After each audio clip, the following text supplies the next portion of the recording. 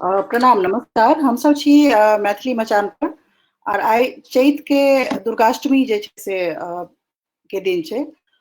दिन बहुत महत्वपूर्ण छै लेकिन समय जे छै से बहुत विपदा के छै, संकट के छै। एहि संकट के समय में खास कऽ कऽ हमरा सब लए जे छै से एक तरीका से कहि सकै छियै जे लॉकडाउन के अलावे बीमारी और ओकर आशंका और ओकर चिंता के अलावा जे बहुत बेसी महत्वपूर्ण भऽ गेल अछि जे तरहक जे मारि छै, जेकरा कहै छै दोहरा मारि जे छै से संकट के विपदा के एकटा स्पेशल जे छै से इफेक्ट जे छै से प्रभाव हमेशा जे छै से हमर सबके क्षेत्र पर एकर पड़ल देखाइत पड़ै छै।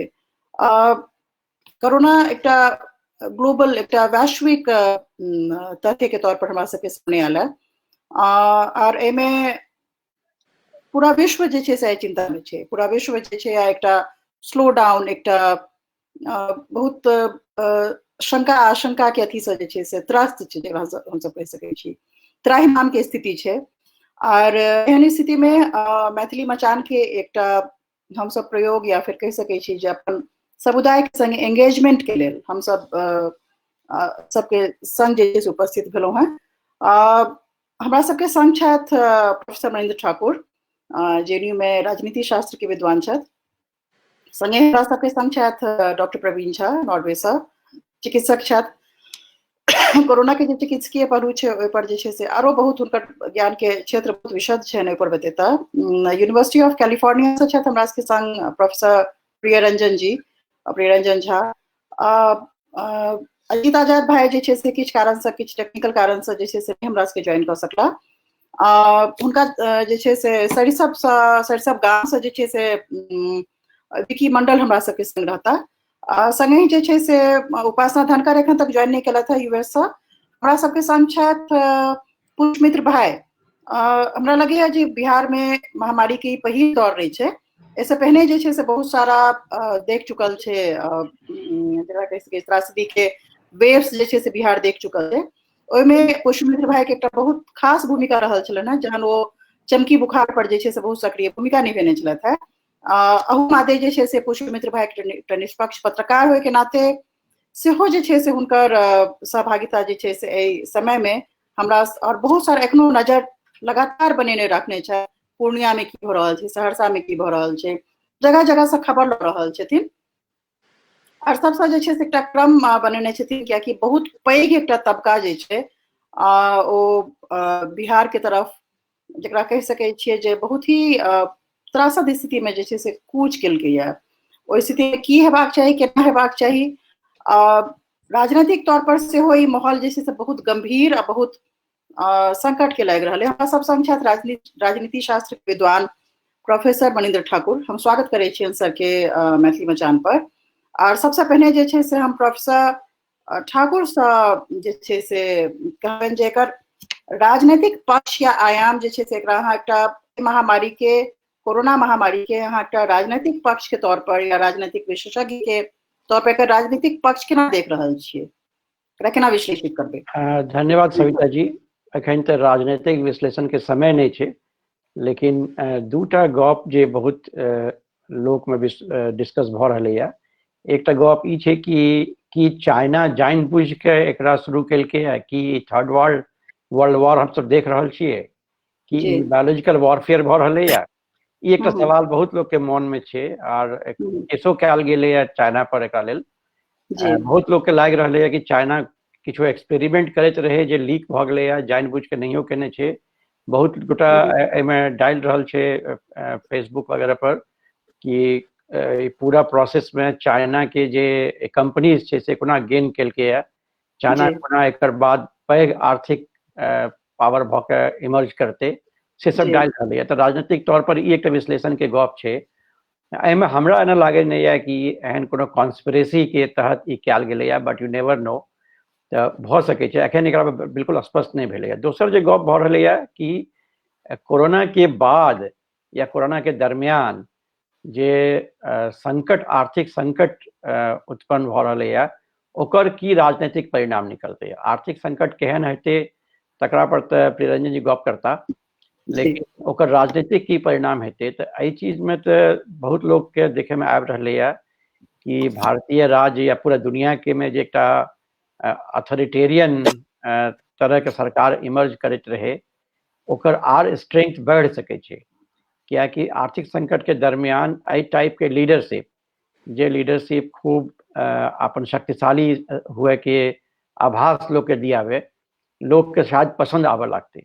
प्लस एक जे आर प्रॉब्लम भ रहा है कि एहिमे जे फेलियर भ रहा है, जे राजनीतिक फेलियरो छे, मैनेजमेंट के जे फेलियर छे ओकरो भ सके छे कि एहि टाइप के जे रेजिम छे ककरो ऊपर मेढ़ दिया। जेना अखन खूब एक बहस चल रही है कि फ्रांस में जे मार्जिनलाइज लोग छे, जे रीजन छे ओकरा पर मढ़ल जा सके छे। हिंदुस्तान में आइए जे घटना घटले आइ काल में तो जा सके छे। ये क्या तरह के विश्लेषण अखन चल रहा है, लेकिन हमरा लगे ई सबसे निकल के अखन सबसे पैघ बात छे सोचे के छे कि कोना एकर कंट्रोल होना चाहिए, कोना स्टेट अपन सारा रिसोर्सेस के एहिमे लगा सके छे। अहाँ देखलो कि अमेरिकन प्रेसिडेंट कोना पहिने कह दिलकै कि we will revive our economy and open up everything. Now अखन आब हुनका लागि रहलै हन कि 2 लाख गोटा मरि जेतै। अमेरिका में 2 लाख लोग के मरनाइ कोनो आसान बात नहीं हेतै दुनिया भर में। अमेरिकन इकोनॉमी के जे हालत भ रहलै है ओकरा चलैत की सब परिणाम निकलते आ कोन तरह के राजनीतिक परिणाम निकलते, एहिमे हमरा लागैया किछु आर टाइम लागते हमरा सबके समझे में चीज के। सर हमरा लगे वैश्विक राजनीति के अपने चर्चा के लिए अब देश के आंतरिक राजनीति के केना की टर्न ल रहल छै, कियाकि एकटा एपिसोड हम सब विटनेस के लिए जे ठीक छै अथॉरिटेरियन रिजीम के जेना पुलिस के खास कऽ जकर वर्णनात्मक भूमिका छै ओकर कएटा तस्वीर जे छै से एते बहुत कतौ नीक सौहार्द के तस्वीर सेहो आबि रहल छै, संगीत के माध्यम नागरिक सबसँ अटैच होके चेष्टा कर रहल छै। पुलिस ओतहि जे छै से बहुत रास एहन अथी आबि रहल छै जे पुलिस के डंडा चलाबे के जे छै से अबाध्य एकटा भेट गेलै। ओतहि प्रश्न इहो छै जे पुलिस एकरा केना कंट्रोल करतै, कियाकि ऑल सेट एंड डन दिस नीड्स टू बी कंट्रोल्ड। हमरा सबके नहीं बिसरबाक छै जे ई त कंट्रोल मैकेनिज्म एकर टूल छै ना, बेसिक टूल छै। आंतरिक राजनीतिक दृश्य पर परिदृश्य पर अपने कह चाहबे देखियो ना, ये तो बहुत साफ भ रहल है कि भारतीय राज्य के या सरकार के जे मिसमैनेजमेंट छै अलग अलग एरिया में, और खाली केंद्रीय सरकार के नहीं राज्य सरकार के भी जे मिसमैनेजमेंट छै। जब हम सब पहिल चीज देखलो कि लाखों लोग अपन शहर छोड़ के गांव दिस चल पड़ला, पैदले चल पड़ला। एहन भयानक स्पेक्टिकल तो दुनिया में पहिल बेर देखल गेल रहे जखन पार्टीशन ऑफ इंडिया भेल रहे। पहले लोग नहीं देखने हेते। बहुत से बूढ़ पुरान लोग कहे कि वह हमरा सबके याद आबि रहा है कि कोना पार्टीशन में हम सब माइग्रेट कर गेल रही। आश्चर्यजनक बात ई छै कि इतना पैघ पैघ विद्वानक रहे स्टेट प्रेडिक्ट नहीं कर सकले कि एहन सिचुएशन भ सके छै। एक तो वो बहुत भयंकर संकट छै। लोग इमे बहुत चीज कह रहे हैं। किछु लोग कहे जानबूझ के कयल गेलै ताकि पैघ शहर सब खाली भ जाए। किछु लोग कहे कि एक तरफ तो अनाउंस करते रहे बंदी के और हम सब देखब से कहते रहे, दोसर तरफ लोग घूम घूम के कहते रहे तुम सब निकल जाए ठाम से। इहो सब एक चीज छै देखे लायक छै। दोसर एक छै कि अखन तो कंट्रोल के बात जरूर छै, लेकिन ई कंट्रोल के चलते इहो एक चीज देखे में आबि रहलै है कि दिल्ली से लऽ के गाम तक जे पुलिस के पावर छै, जेना उ सब एक एक चीज के ऑब्जर्व करे क्षमता छै स्टेट के, से पहिल बेर डेमोन्स्ट्रेट भ रहलै है। जेना अखने हम जेएनयू में देखलो कि एक गाड़ी घूमत रहे, हमरा सब नोटिफाई कयल गेलै है कि अहाँ सड़कों पर नहीं निकलो, घर से बाहरो निकलब तो पुलिस के एक्शन से जे किछु हैत तो ओकर लेल अथॉरिटी जिम्मेदार नहीं हैत। एहि चीज में छै त एखन हमरा सबके वास्ते हमरा सबके हित में छै, एखन सही बात छै। लेकिन एकर बाद की स्टेट विड्रॉ कऽ लेते ई सब चीज के, या स्टेट फिर एकरा यूज करते दोसर तरह के चीज लेल सेहो, या कोरोना के नाम लेके स्टेट अपन एहन पॉलिसी सबके इम्प्लीमेंट करते हैं जिसमें प्रोटेस्ट के कोनो स्थान नहीं दिया देते। इहो सब डर हमरा सबके एखन लाग रहा है अंदर में, खास कऽ के कियाकि जेहन स्टेट के स्वभाव एखन भेल जा रहा है इंडिया में, ई तो बहुत ही अथॉरिटेरियन टाइप के स्टेट इमर्ज कर रहा है, से डर तो लाग रहा है। पुष्पमित्र भाई किछु कहऽ चाहे छलखिन अथॉरिटेरियन पर जहन चर्चा भ रहल छलै और कंट्रोल मैकेनिज्म के बात भ रहल छलै। पुष्पमित्र भाई अहाँ जे छै से लगातार बिहार के दृश्य पर जे छै से नजर रखने छियै। ओतऽ पुलिस के कंट्रोल नहीं बल्कि जे अहाँ के सोशल मीडिया पर पोस्ट सबसे जाहिर भ रहल है, समाज के कंट्रोल जे छै से बखूबी जे छै से कोरोना वायरस पर चल रहल छै। अपने किछु सर जे कहै छथिन ऑथोरिटेरियन कंट्रोल एकर तऽ चिंता सब जगह छेबे करे, जी लेकिन मुख्य गप छै कि बिहार में तऽ कतौ कोनो कंट्रोल छै नहीं। बिहार में जे हम सब देख रहल छियै, हमर आवाज आबि रहल है? जी आवाज आबि रहल है अहाँके, हेलो आवाज आबि रहल है अहाँके। हेलो हाँ भाई आवाज आबि रहल है, हेलो आवाज आबि रहल है भाई, कंटिन्यू करियो।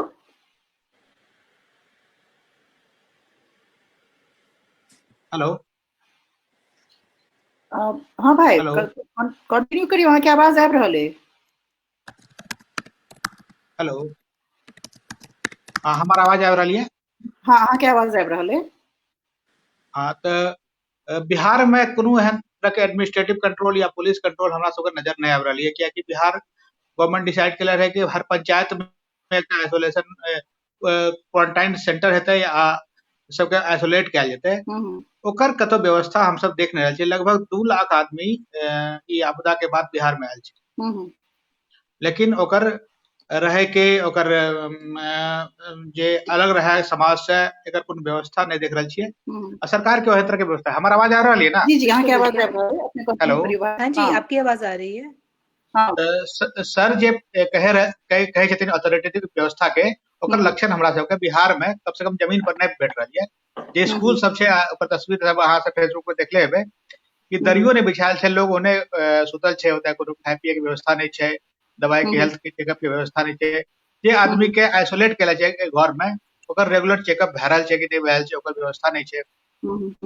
तो जे व्यवस्था होना चाहिए वो व्यवस्था तऽ नहीं छै, बेसिक व्यवस्था नहीं छै। तैं बिहार में एहन नहीं लागैया कि कोनो एकर बाद ऑथोरिटेटिव स्थिति आबि जाय। भाई भाई ओते अहाँके जे पब्लिक पोस्ट पर बहुत सारा जे आबि रहल छै, लगातार अहाँ ई चीज के जायजा लऽ रहल छियै जे बिहार में कतऽ कतऽ कोन कोन प्रदेश में समाज की तैयारी कऽ रहल छै, केना जे छै से समाज जे छै से बहुत सक्रिय भूमिका निभा कऽ एकरा जे छै से एकटा नव मॉडल आबि रहल छै सामने, जाहिमे समाज जे छै से बेसी सक्रिय छै एकरा कंट्रोल करे में। किछ जगह देखे छियै एहन कि समाज अपना सबसे अपना तरीका से कोनो एक्टिव मुखिया छै, जेना चैनपुर गांव में सहरसा में हम सब देखलियै कि ओतय जे मुखिया जी रहथिन या उनकर समाज के आर लोग सब रहे, ओतय खाय पिए के हेल्थ चेकअप के व्यवस्था केलखिन। लेकिन ये सब रेयर छै। बहुसंख्यक जगह में जे व्यवस्था छै वो सरकारे के प्रतिनिधि करे के जिम्मेदारी छै, लोग सब घर में से नहीं निकल रहा छै। समाज सजग छै, समाज के अलग अलग तरह के भूमिका छै। समाज में एहनो लोग सब छै जे गांव में घुसल देल नहीं चाहे छै लोगों के, कि बाहर से जे लोग आयल छै ओकरा ले बैरिकेडिंग भए रहल छै, पुलिस के शिकायत कए रहल छै, तो मारो पीट भए छै, एहन लोग के नुका के रहे पड़े छै।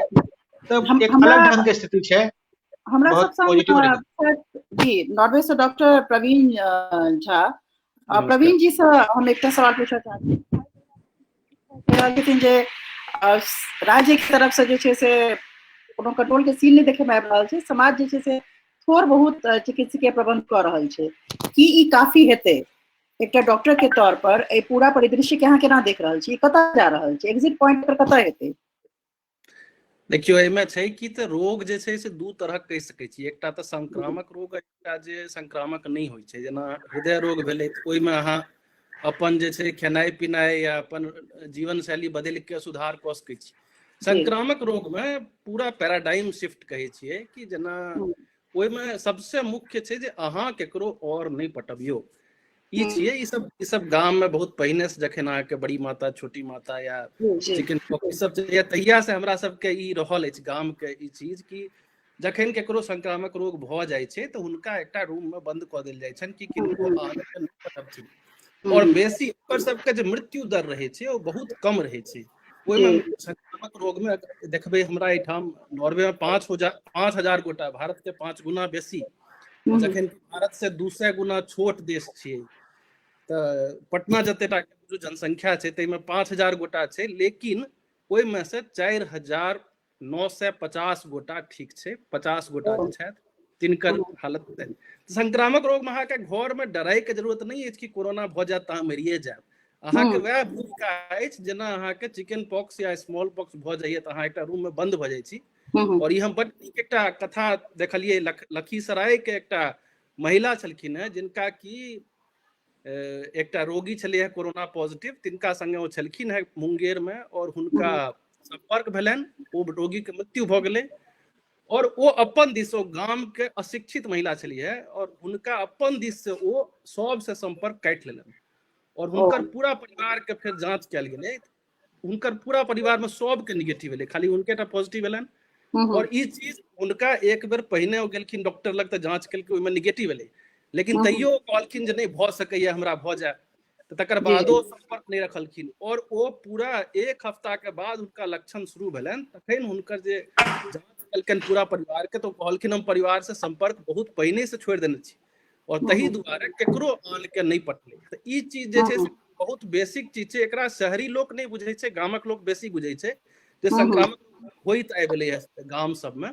हमर सब मुख्य भूमिका संक्रामक रोग में एतबे अछि और यह पूरा विश्व में आई जे अमेरिका में बेसी भऽ रहल छै या इटली में बेसी भऽ रहल छै, नॉर्वे में कम भऽ रहल छै, ई दुनू जीवन शैली के अंतर दुआरे छै। नॉर्वे के लोग बहुत पहिने से दूरी बना के रखैया एक दोसरा से, एकरा से बच्चो दोसर रूम में सुते छै, लेकिन कहै छी जे ई जीवन शैली में हमरा सबके एतबे जे हमसब बहुत बेसी सामाजिक लोक सब छी, भोज भात केलहुँ सब बैस के, तऽ से चीज से एहि समय में कने दूरी रखबाक छै। बाकी प्रधानमंत्री जी लॉकडाउन केलखिन तऽ अलग चीज भेलै, लेकिन ओहुना एकटा अपन संज्ञान छै जे यदि अहाँके कनियो अपन समुदाय के जे अपन चेतना छै जी, हाँ, अहाँके अधिकार नहीं पटेबाक अछि, अहाँ जे डरि गेल अहाँके डरबाक नहीं अछि, अहाँके होय के चांस, मृत्यु के चांस 2%, ई विश्व आंकड़ा छै, एहिमे कोनो अहाँके फेर बदल नहीं छै।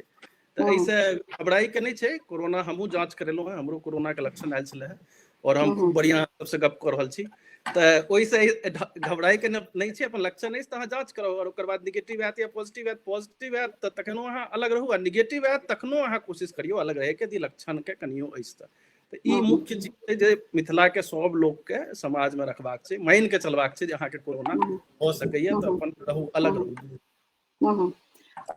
बहुत नीक के बात जे छै से एकटा गाम के फैक्टर आनलियै, जे गाम के लेवल पर चेतना कतेक बेसी छै, पहिने से जे छै से परंपरा रहलै है जेमे लोग अपन बीमारी के दोसर के नहीं फैलबथिन, तकर संज्ञान लऽ कऽ जे छै से एहन कंडक्ट गाम के लोग सबके रहलै है। एहि बीच में हमरा सबके ज्वाइन केलथि है उपासना धनकर। उपासना धनकर मैथिल नहीं छथि, स्वागत है आपका उपासना।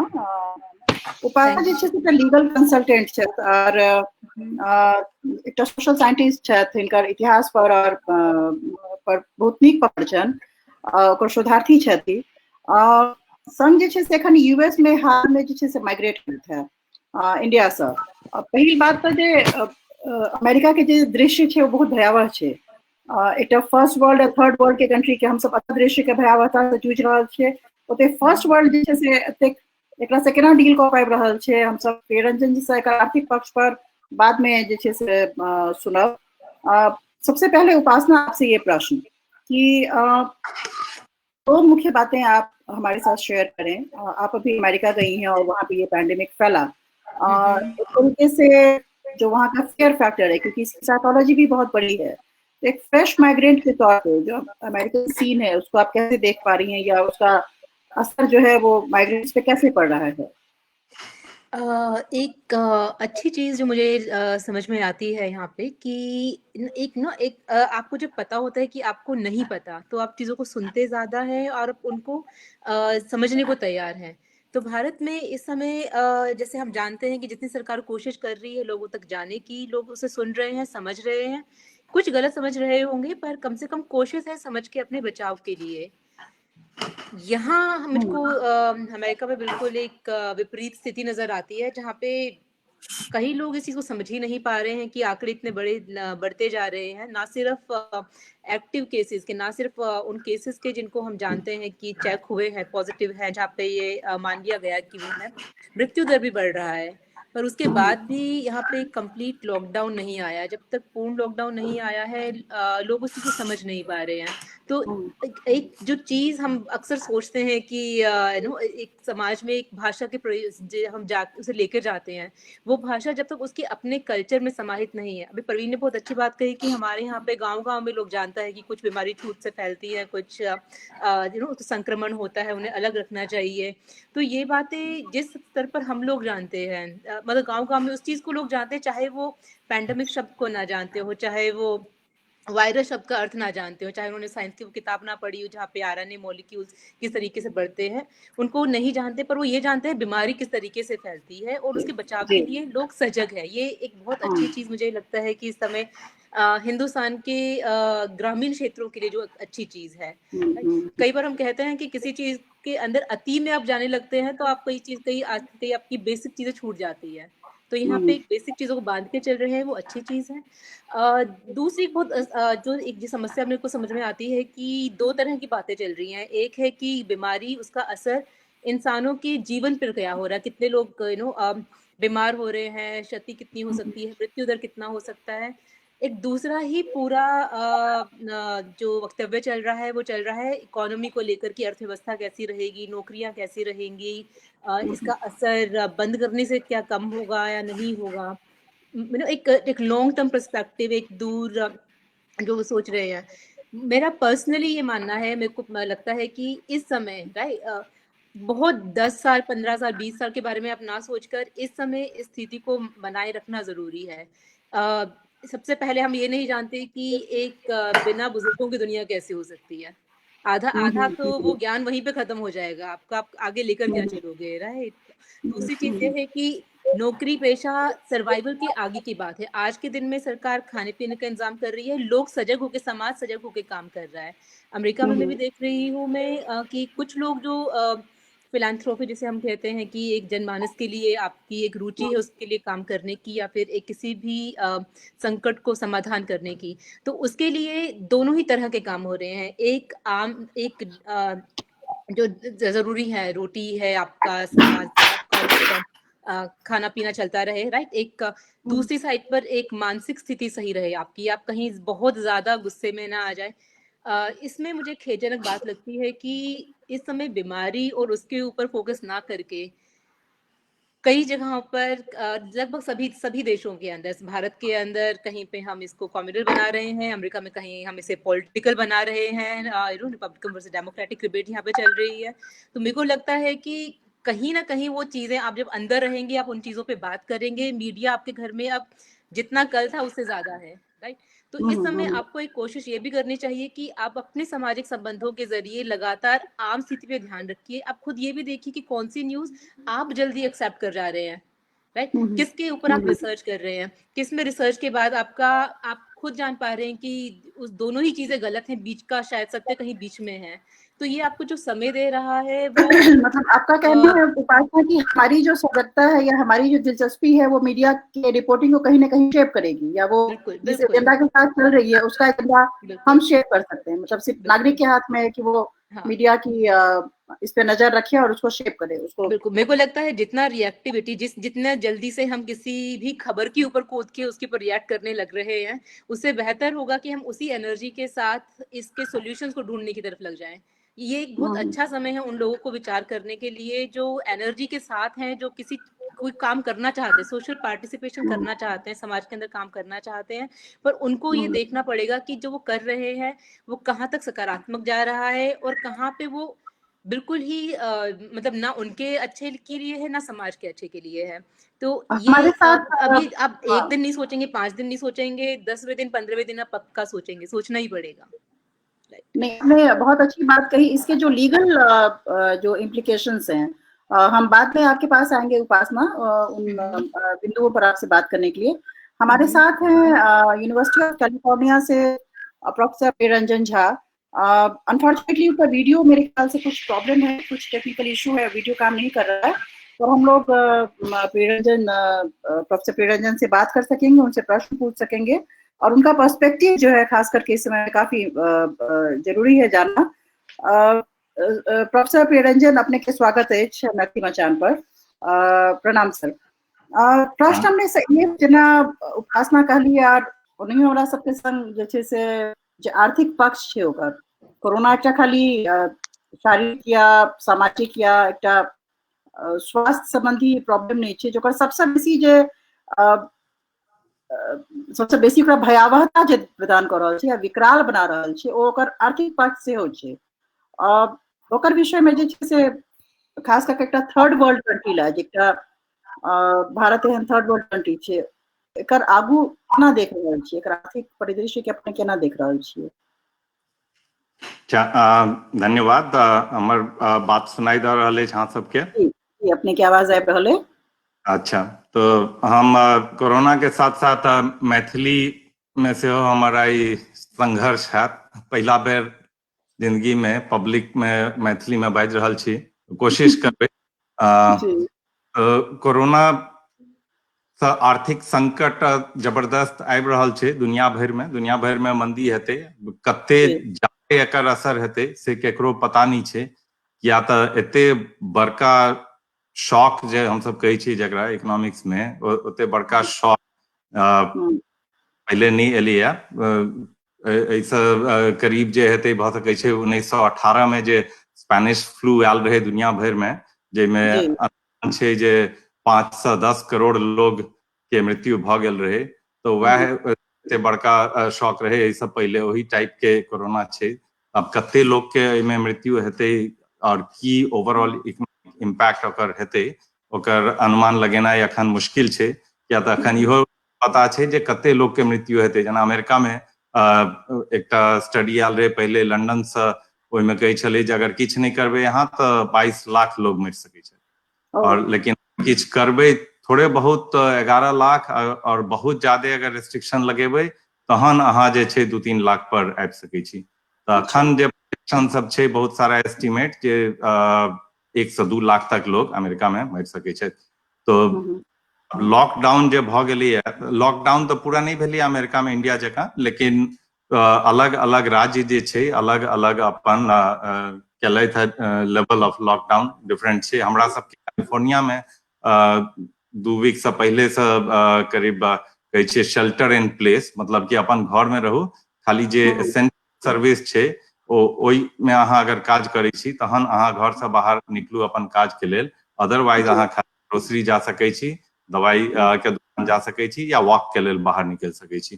तो बाकी सब जे छै घर से अगर अहाँ के काज भऽ सकैया, वर्क फ्रॉम होम या टेलीकम्यूट जकरा कहै छियै, तऽ करू।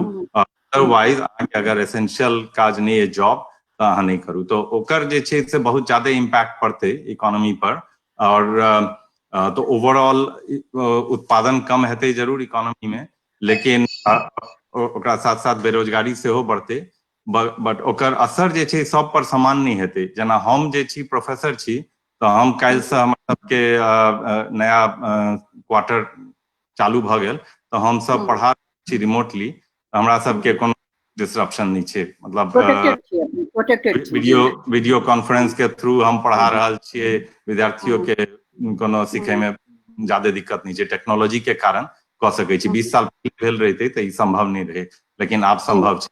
लेकिन अब जे मजदूर कतौ और बाहर काज करै छै, ओ तो दूर से नहीं कऽ सकै छै, तो ओकर तऽ भऽ सकै छै ओकरा नौकरी।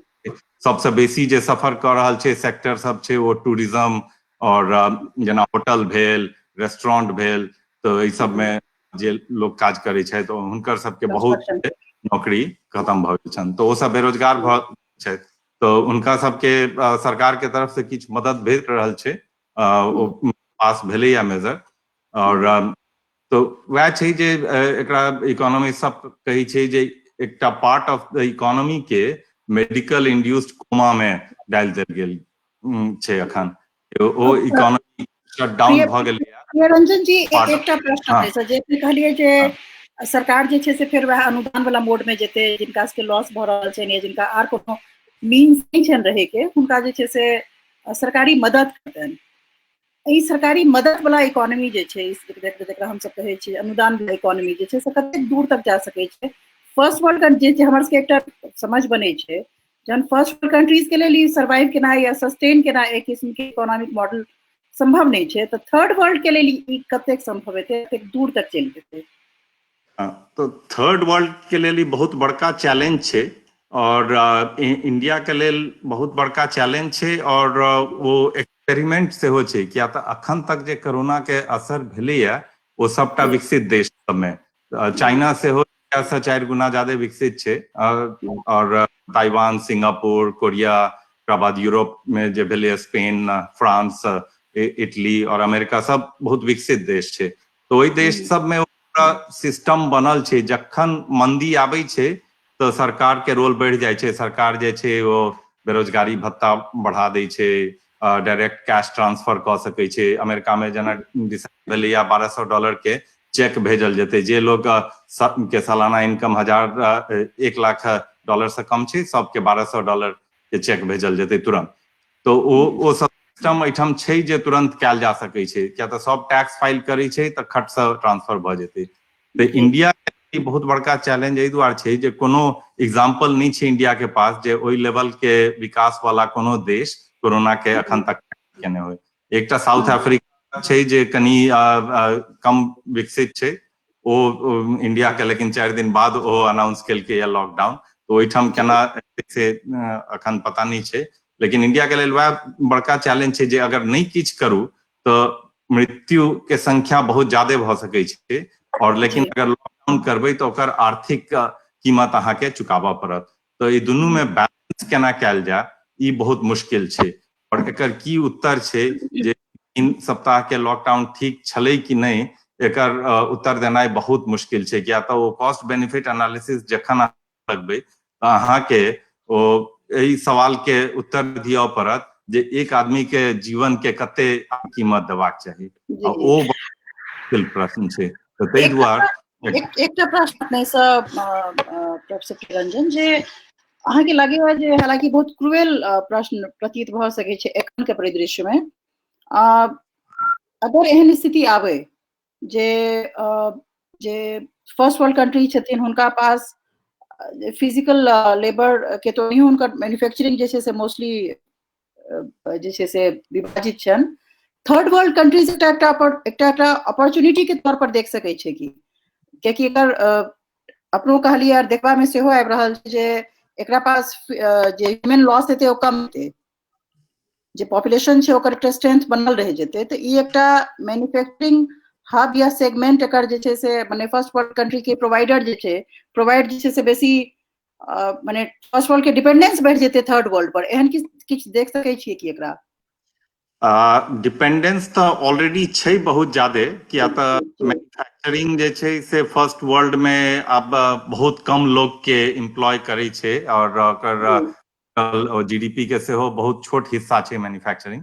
तो ज्यादा मैन्युफैक्चरिंग आबै छै बाहर से, चाइना, वियतनाम, बांग्लादेश, इंडिया, तो वो अपॉर्चुनिटी जरूर छै। और उनका डर छै एक्चुअली विकसित देश सब में जे भ सकै छै वो सप्लाई चेन डिसरप्ट भ जेतै मैन्युफैक्चरिंग के, तो सबके शॉर्टेज भ जेतै। तो अखनो इनफैक्ट चाइना से जे छै अब प्लेन में भरि भरि के मेडिकल इक्विपमेंट अमेरिका में एनाइ शुरू भ गेलै, या तो चाइना जे छै ओहिठाम कनी पहिले भेलै एकर असर, तो आब फैक्ट्री सब ओहिठाम चाइना वो अपॉर्चुनिटी देख रहल छै। तो पूरा इटली में ओकर स्पेन में प्लेन में भरि के इक्विपमेंट सब गेलै, तो जेकरा ओ मेडिकल इक्विपमेंट वाला इंडस्ट्री छै जे देश में ओकरा लेल बहुत बड़का अपॉर्चुनिटी छै। तो इंडिया के की छै पता नहीं ओहि मामला में। इंडिया तो आई थिंक पोर्ट पर रोक लगा रहल छै जे एठाम से बाहर नहीं जाए, अपना लेल इनफ बना सकै छै कि नहीं ओहू में अखन शक छै। ओना मैन्युफैक्चरिंग में डेफिनेटली अपॉर्चुनिटी छै, और करऽ पड़तै किछो कि फैक्ट्री सब में थोड़े एजुकेट क के एठाम जे मेडिकल पैनल में छथि लोग वो सब एडवाइस देता जे मास्क लगा के वर्कर सबके और एक दोसर से 6 फुट दूर राखि के अगर फैक्ट्री में वो सब काम क सकै छै तो वो बहुत बड़का अपॉर्चुनिटी छै। जे फैक्ट्री के बंद केनाइ कोनो जरूरी नहीं छै, ओहूठाम अगर सब सोशल डिस्टेंसिंग कनी प्रैक्टिस क के उत्पादन जारी रखै छै तब बढ़िया अपॉर्चुनिटी छै जे एक्सपोर्ट के लेल शॉर्टेज होय के चांस छै सब जगह। मनिंद्र सर किछ पूछो चाहथिन ऐसा परिदृश्य पर प्रोफेसर प्रियरंजन सर? हाँ, प्रियरंजन एना हमरा लाग रहा है कि ऑलरेडी 2008 के इकोनॉमिक क्राइसिस के बाद एम्प्लॉयमेंट के अनएम्प्लॉयमेंट के कंडीशन में खराब हो रहा है, कियाकि इंडस्ट्री जे छै से आर्टिफिशियल इंटेलिजेंस रोबोटिक्स के तरफ मूव कर रहा है, ई प्रोसेस के इशारा बढ़ा देते तो अनएम्प्लॉयमेंट रेट बहुत बेसी ओहिठाम भ सकै छै। तो कोना अमेरिकन गवर्नमेंट ओकरा हैंडल करते जे ओकर बेसिक मिनिमम इनकम स्कीम के जे एखन बातचीत चल रही है कि ओकरे वो सब जल्दी शुरू करे के कोशिश करते की? एहि बात पर काफी डिबेट चलि रहल छलै मिनिमम बेसिक इनकम पर, लेकिन अखन इकोनॉमिस्ट सब सेहो ओते श्योर नहीं छै जे आर्टिफिशियल इंटेलिजेंस ई सबके कते असर पड़ते ओवरऑल रोजगार पर।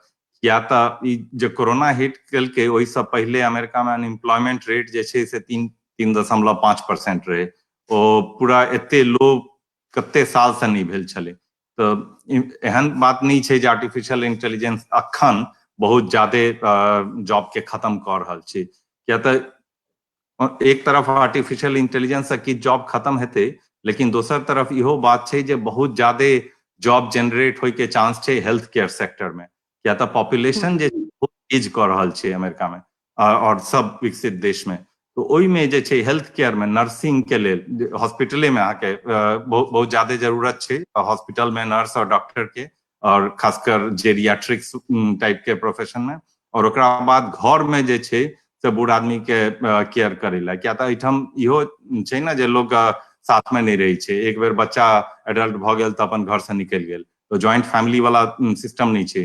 तो बूढ़ लोग जे छै घर में असगरे रहते, ओकरा नर्सिंग केयर जे छै ओ बहुत इम्पोर्टेंट छै। तो ओहि टाइप के जॉब सब के एक्सपैंड होय के बहुत चांस छै।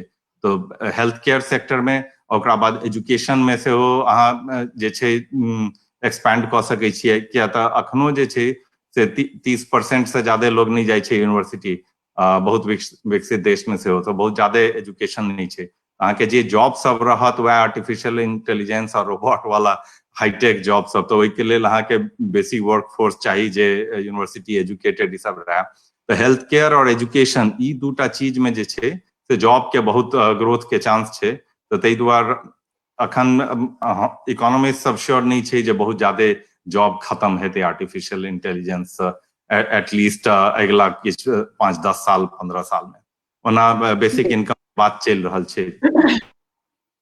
हमरा सब संग एक्चुअली सरिसब गाम से विकी मंडल छथि। विकी, अहाँके स्वागत अछि। एखन तक हमसब विकी से किछु गप नहीं कऽ पेलहुँ। जरूरी छै ई बात बुझनाइ जे पलायन बहुत भारी संख्या में आंतरिक पलायन के हम बात कहि रहल छी, जेकर बहुत भयावह जे छै से दृश्य सोशल मीडिया से और ओनहियो एक्चुअली बनले सोच कर जे आखिरकार ई पूरा लॉकडाउन के की मतलब रह जेते, और अगर महामारी संक्रमण के अपन भीषण रूप धलके तो कतऽ जेते, ये बहुत पैघ चिंता से एना में विकी जे छै से स्वयं गाम के स्तर पर किछु काज कइयो रहल छथि। अपन गाम में की कऽ रहल छथि बतेता, जागरूकता के लेल ग्रामीण स्तर पर।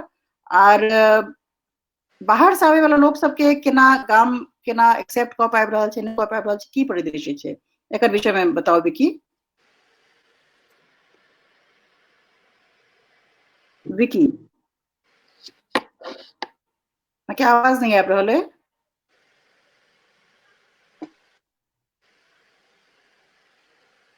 विकी, यहाँ के आवाज नहीं आबि रहल है।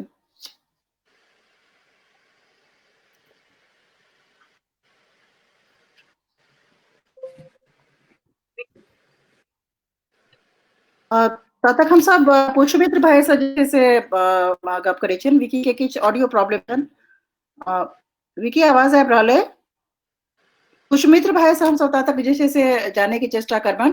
लगातार भाई जे छै से सहरसा और सहरसा के जे आसपास के क्षेत्र छै ते पर जे छै से काज कऽ रहल छथिन। किछु अपील सेहो अपने कऽ सकै छियनि, कियाकि एखन हमरा लगे दोसर फाइल अहाँके चमकी बाकी है, ओकर किछु लक्षण आर मरीज एनाइ शुरू भऽ गेला। कईटा चर्चा अहाँ करियो जे कोन कोन गाम में की प्रिपेयर्डनेस देख रहल छियै, और आगू जे छै से किछु अगर अपील करऽ चाहै छियनि किनको से, लोक सबसे कहऽ चाहै छियनि तऽ प्लीज अहाँ पुष्पमित्र भाई ते पर जे छै से कनि एखन तक जे अपना सब के गप भेल एकरा में मुख्यतः अंतर्राष्ट्रीय परिदृश्य पर गप भेल। एक बार अपना सबके गप करना चाहिए जे बिहार में खास तौर पर मिथिला क्षेत्र में ई बीमारी के एखन की स्थिति छै। सबसे पैघ गप जे हम अहाँ सबके ध्यान आकर्षित करे चाहे छी, एखन तक बिहार में जते टेस्ट भेलै है, एक दू व्यक्ति सहरसा के जरूर पॉजिटिव भेल छथिन, लेकिन ज्यादातर व्यक्ति जे छथिन ओ सब दक्षिण बिहार के छथिन। उत्तर बिहार के एखन तक कोनो कोरोना पॉजिटिव नहीं भेटलै है। ओकर कारण बहुत भए सकै छै। एक कारण इहो भए सकै छै कि टेस्ट बहुत कम अपन इलाका में भेलै है, और दोसर कारण इहो भए सकै छै कि एखन अपना सब इलाका में ओ प्रकोप एखन ओहन तरह के नहीं आयल छै। तैं अपन सबके इलाका में जे एखन सबसे पैघ समस्या छै कोरोना के लेके, ओ समस्या छै लोग के ऐप। बिहार सरकार के आंकड़ा जारी केलकै कि 1,80,000 लोग पिछला 2-3 सप्ताह में बिहार आयल छथिन। ओकरा में हमर अनुमान छै कि मैक्सिमम आदमी बहुत पैघ संख्या में अपन क्षेत्र में, खास तौर पर गंगा के ओहि पार उत्तर बिहार में एलै है। अलग अलग गांव में अलग अलग तरीका से लोग बहुत पैघ संख्या में आयल छै। ओकर जे व्यवस्था छै, केना ओकरा पंचायत में, स्कूल में राखल जेतै या घर में आइसोलेट कैल जेतै, उ बहुत पैघ काज छै। एकरा में जे सरकार के अपन व्यवस्था छै, एकटा ग्रामीण आवास सहायक जे होइ छै गांव में, ओकरा जिम्मेदारी देल गेल छै। ओकरा संग में 5टा आंगनबाड़ी सहायिका छै। वो एक पंचायत के पूरा जते आदमी आयल छै बाहर से, ओकरा एक स्कूल में रखते, खाना पीना के व्यवस्था, रहे के व्यवस्था, ओकर चेकअप सब ओकर जिम्मेदारी छै। लेकिन जे क्षेत्र से रिपोर्ट आबि रहल छै, कतौ एखन तक ढंग के व्यवस्था नहीं छै, कतौ दरी डालल छै, कतौ बिना दरिये के लोग रह रहल छै। तो जे ये स्थिति छै, लोग आयल छै स्कूल में, ओकरा थाना पुलिस वाला सब पहुंचा देलकै, ओकर बाद फेर वो घर लौट के आबि जाइ छै। ओकर कोनो मॉनिटरिंग नहीं छै। जबकि एक सरकार अपन योजना बनेला छै कि रोज एकर रिपोर्ट साँझ में जाना चाहिए कि फलना आदमी अगर कतौ क्वारंटाइन छै या आइसोलेट छै, ओकर स्वास्थ्य के की स्थिति छै। ई एकटा व्यवस्था छै सरकार के, लेकिन वो फील्ड में इम्प्लीमेंट नहीं होइ छै। तो हमर कहना छै कि सरकार एखन जे कए रहल छै या जे करतै, वो एक अलग सवाल छै। गांव समाज के, खास तौर पर पंचायती राज व्यवस्था से जुड़ल लोग के, गांव समाज के सजग युवा छै, एकरा से ध्यान देना चाहिए कि गांव में जे बाहर से लोग आवे ई बीच में, ई टाइम में, ओकरा जरूर स्कूल में रहे के व्यवस्था करवाबी। जो सरकार के व्यवस्था नहीं होइ छै, तो ओतय अपना तरफ से, समाज के तरफ से, जेना चैनपुर गांव में हम सब देखिए कि समाज के तरफ से खाए पिए के, रहे के, साबुन की व्यवस्था, बेड की व्यवस्था सब करेलकै। जेना शहर गांव में करवाना चाहिए, कियाकि समस्या सरकार जिम्मेदारी ले छै, ठीक छै, लेकिन जो सरकार नहीं कह सकते तो ओकर भार अपना से पड़े। वो जे आदमी एखन 1.5 लाख आदमी, 1,80,000 आदमी सरकार जे कह रहल छै एखन बिहार में जे आयल छै, ओकरा में से जो किछो परसेंट मान के चले छै 0.0001% के कोनो लक्षण हेतै कोरोना के, वो बहुत तेजी से स्प्रेड हेतै। एक तो इस खतरा छै। तो ये हम अपील करे चाहे छी लोग सबसे कि जो सरकार ने कह सके छै, अपना तरफ से जरूर करना चाहिए, क्योंकि अपन बिहार के इंफ्रास्ट्रक्चर बहुत कमजोर छै। ना डॉक्टर एतय छै, ना हॉस्पिटल एतय छै, ना हेल्थ वर्कर छै। डॉक्टर छेबो करे तो बहुत परेशान छै, कियाकि ओकरा प्रॉपर किट नहीं भेट रहल छै। तो जो स्प्रेड हेतै, हम अपन सबके सौभाग्य छै। केना सौभाग्य छै, हम प्रवीण जी से जानल चाहबै कि एते अव्यवस्था आ एते मास लेवल पर मूवमेंट के बावजूद भारत में, खास करके बिहार में, ई वायरस के स्प्रेड बहुत कम छै। हम जे देख रहल छियै एखन तक मात्र जे ऑफिशियल आंकड़ा छै, वो शायद 23 या 24 आदमी के बिहार में पॉजिटिव भेलै है मात्र। जबकि एते केओस छै, कोनो तरह के लॉकडाउन नहीं छै। या तो अपना सबके प्रकृति के कृपा छै अपना सब पर, जे एखन तक स्प्रेड नहीं भेलै है, की वजह छै। लेकिन जो हेतै तो बहुत खतरनाक हेतै। तें हमरा अपना सबके जागरूक भए के, जे लोग बाहर से आबै छै ओकरा ठीक से रखना, घर में रह छै तो ओकर निगरानी अपने सबके करना, ये हमर विचार। अनस्टॉल कर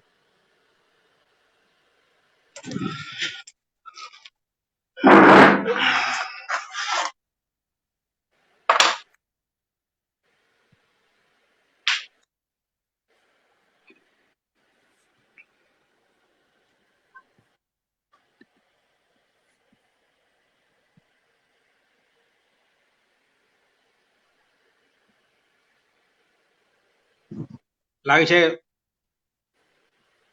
छियै ना। हाँ हाँ बहुत देर से स्टॉप भए गेलै।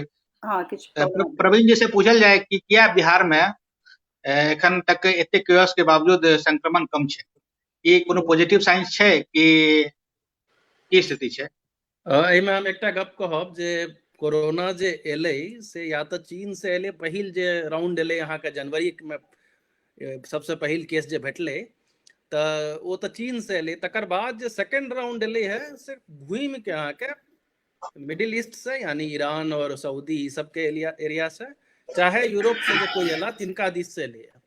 और सोचियो जे डाटा कहि रहल छै लगभग 15 लाख गोटा भारत में एला, पिछला एक मास में 15 लाख गोटा भारत में आबि गेला। आ 15 लाख में यदि अहाँ मानबै जे तरह से पसरल छै यूरोप में, तो हमरा जे कम से कम मानबै तो 1 लाख गोटा अन्य हेता उसके भारत में, और 10 गोटा के यदि पसारने हथिन तो 10 लाख गोटा के पसरि चुकल हेतै। लेकिन ओहि में सबसे बेसी जे आयल हेता अहाँ के से बम्बई पूना में आयल हेता, केरल में आयल हेता, जतऽ अहाँ के बेसी माइग्रेंट विदेश के एनआरआई माइग्रेंट पॉपुलेशन जतऽ छै, या दिल्ली में आयल हेता। और अहाँ देखबै तऽ ओतै यहाँ के एपी सेंटर छै, केरल में बेसी केस छै, महाराष्ट्र में बेसी केस छै, और बिहार में चूंकि दुबई वाला अहाँ मानि सकै छी जे बहुत लोग आयल हेता, लेकिन अमेरिका यूरोप से जे छै से कते लोग बिहार चाहे उड़ीसा चाहे नॉर्थ ईस्ट में एला, ताहिमे अहाँके अंतर छै जे बेसी लोक अहाँके महाराष्ट्र दिस जतऽ अहाँके इंडस्ट्री छै और जतऽ लोक के बेसी, ओतऽ अहाँ देखबै बहुत बेसी केस छै, बिहार में कम केस छै। लेकिन ओहिमे बहुत गोटा, जेना हम कहलहुँ 10 लाख के हम कहि रहल छी कि लगभग कोरोना के केस हेतै भारत में, जखन 1 मास पहिने यदि चेक केने रहितियै तखन। ओहिमे बहुत गोटा, जेना एतौ अहाँ देखबै 98% आदमी तऽ ठीक भऽ गेलै नॉर्वे में, और नॉर्वे के इम्यूनिटी कहबै तऽ मतलब साधारणे छै, लेकिन या कने नीको कहि सकै छियै। तऽ ओतौ इंडियो में भऽ सकै 10 लाख में बहुत पैघ प्रतिशत ठीक भऽ गेल हेतै, किछु जे मृत्युओ भेल हेतै तऽ कोनो आन कारण से भऽ के पता नहीं लागल हेतै कि कोरोना छै कि नहीं छै। तऽ एहिमे अहाँके जखन यूरोप में जे कहै छियै जे 10,000 केस भऽ गेलै, चाहे अमेरिका में जे 80,000 केस भऽ गेलै, एकर पैघ कारण छै कि वो सब धड़ाधड़ टेस्ट कऽ रहल छै, मने ड्राइव थ्रू चला देने छै, पार्किंग लॉट में टेस्ट कऽ रहल छै। तऽ से एखन भारत की केलकै कि पहिने लॉकडाउन कऽ देलखिन, तऽ सब गोटा भऽ गेला घर में बंद। आब अहाँके कोरोना अछि चाहे नहीं अछि, अहाँ बंद छी, जे बहुत नीक चीज छै, बहुत इकोनॉमिकली अहाँ देखबै खर्चा बचबै के सबसे नीक उपाय सएह छै, जे अहाँके कोरोना जाबत तक लक्षण नहीं आबि रहल है ताबत तक अहाँ अनेरे जाके जांच करा के खुश छी, 5-5 बेर कनिका कपूर जांच करा लेना, ओहिसे कोनो फायदा नहीं। अहाँके जखन लक्षण आबे अहाँ अस्पताल आयब तखन अहाँके हम चेक करब तऽ हमर किट बचि जायत, जे ओते खर्चा बचि रहल छै। आ यूरोप के चूंकि आर्थिक स्थिति पर बहुत बेसी प्रभाव पड़ि रहल छै, ओ सब आब जेना आइसलैंड कहलकै जे हम पूरा देशे छानि मार देबै, चाहे जे होय, सबके पकड़ि के चेक कऽ देबै। नॉर्वे सेहो आब कहि रहल छै जे यही हफ्ता देखै छियै यदि केस बढ़ैत रहलै तऽ हमसब पूरा नॉर्वे के चेक 1 लाख पुराइए देलकै ई सब चेक कऽ के, तऽ 1 लाख चेक केलकै, भेटलै 4,000। तऽ अहाँ सोचियो 96,000 गोटा के जांच जे भेलै तिनका नहीं भेटलनि कोरोना।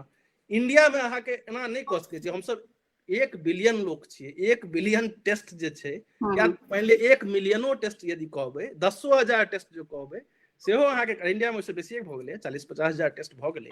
टेस्ट के सुविधा सेहो नहीं जी। हाँ, तऽ ओते अहाँके ड्राइव थ्रू यदि चालू कऽ देतै कि यौ अहाँके हम 5,000 टका में अहाँके जांच कऽ देब, लाल पाथ लैब जेना स्टार्ट कऽ रहल छै, तखन अहाँ देखियौ कते टेस्ट पॉजिटिव होइए, कियाकि तखन तऽ सब आदमी जकरा हल्को सर्दी खांसी छै ओ जाके जांच करा लेतै, आ फिर कोरोना भऽ के पड़ि रहता, ओ भले ही हुनका किछु नहि छनि, ओ मस्त छथि, तेना कऽ के जबरदस्ती जे छै से ओकर मनोवैज्ञानिक प्रभाव जे छै, ओकर कोरोना के पॉजिटिव मान ली आबि जाइ छै, जहन नहीं पता छै तऽ बस के हमरो कोरोना हुआ है, सर्दी खांसी है, लेकिन मान ली जहन ओकर मनोवैज्ञानिक प्रभाव की ओकर दंश जे छै से सेहो बहुत खराब छै की बहुत बेसी।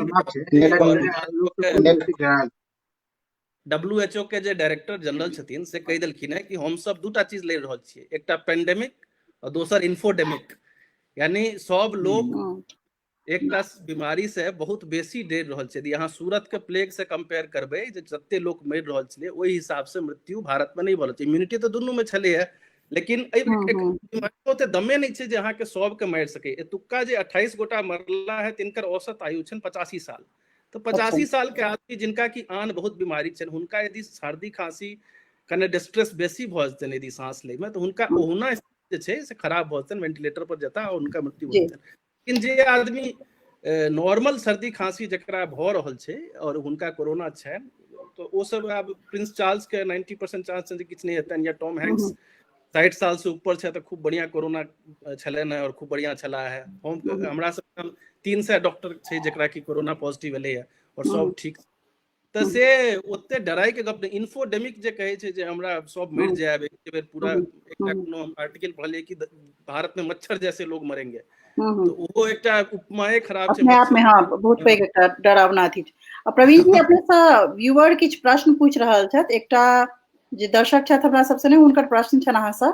डॉक्टर प्रवीण झा जी से हमर प्रश्न अछि जे आज कतौ पढ़लहुँ जे कोरोना 27 फीट ऊंचाई तक मार्गदर्शन करैत। हाँ, दूटा प्रश्न हम देख रहल छी। एकटा पूछलन है जे कोरोना कोन माध्यम से पसरै छै आ दोसर पुछलनि जे 27 फीट कूदि सकै छै कि नहि। जी जी जी दुनू के जवाब जे छै से एके में छै। अहाँके कोरोना बीमारी जे छै, कोरोना वायरस अहाँ के स्वास्थ्य तंत्र के बीमारी छियै, रेस्पिरेटरी वायरस छियै। ई पहिनो आबि चुकल छै सार्स के रूप में या मेर्स के रूप में। ई तेसर बेर छी। और एहिठाम एकटा चीज बता दी कि सार्स से अहाँके 3टा मृत्यु भेल छलैया और मेर्स से भारत में एकोटा मृत्यु नहीं भेल छलैया। और दुनू जे छै, मेर्स मतलब दुबई से छलैया, दुबई से तऽ कते लोक अबैत जाइत हेतै, लेकिन एकोटा के इफेक्ट नहीं केलकै।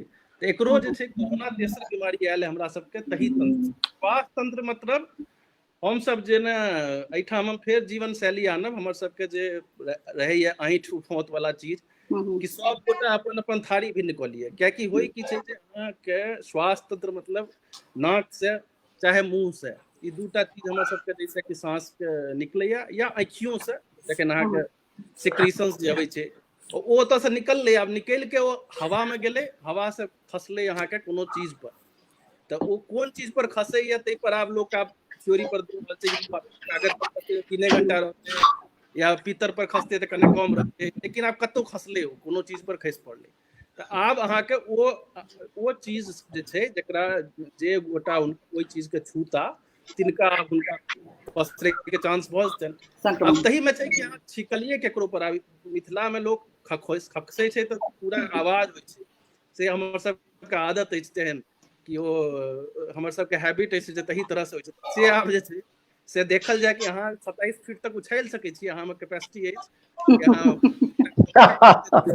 उछालि देबै। लेकिन वायरस जे छै ओकर एकटा कैरियर होइ छै। वायरस अपने जे छै से एना एना नहि घूमै छै जेनाकि चाली घूमैया, तऽ वायरस के कोनो कैरियर होइ छै। तऽ वायरस के चारू कात एकटा तेल के झिल्ली बनि जाइ छै, जाहिमे लिपिड लेयर बनि जाइ छै जे ओकरा कैरी करै छै। लेकिन वायरस सजीव नहीं छै, वो जावत तक सजीव नहीं होता जावत तक हमर शरीर में बाइंड नहीं करता हमर डीएनए, तो वो अपने चलि नहीं सकै छथि, हुनका कोनो कैरियर चाहिए। कोनो मोटरसाइकिल जे बैस के जेता, आब ओ चीज जे छै से हवा भऽ सकै छै, हवा बिहारि एलै ओ ड्रॉपलेट के लेने चलि गेलै कतौ, या फिर जे चीज हम भैया ई मोबाइल हाथ में लेने छियै पर पड़ि गेलै, ई मोबाइल चल गेलै कोनो आन ठाम पड़ि गेलै, हम गिलास में पानि पीलहुँ, ओही पानि से हमर भाय पी लेलनि, चाहे कोनो ऐंठ उफोत के आब जे छै से समय आबि गेलै है कि ई पानि आब हमर भेल, आब ई गिलासो के हम जाबत तक पखारि नहीं लेब ताबत तक ई गिलास कोई और नहीं यूज करता। तऽ ई चीज जे छै सब गोटा अपन अपन थारी अपन गिलास बांटि लिअ। हम तऽ डॉक्टर छी, तऽ हमर तऽ घर में स्थिति सएह भऽ गेल जे हमर कमरा बदलि गेल है, हमरा थारी प्लेट बदलि गेल है, सब किछु हमरा घर में जे छै अलग राखि देलक कि अन्य हेता ओतऽ से वायरस। तऽ से चीज जे छै से मानि के चलऽ पड़त हमरा सब।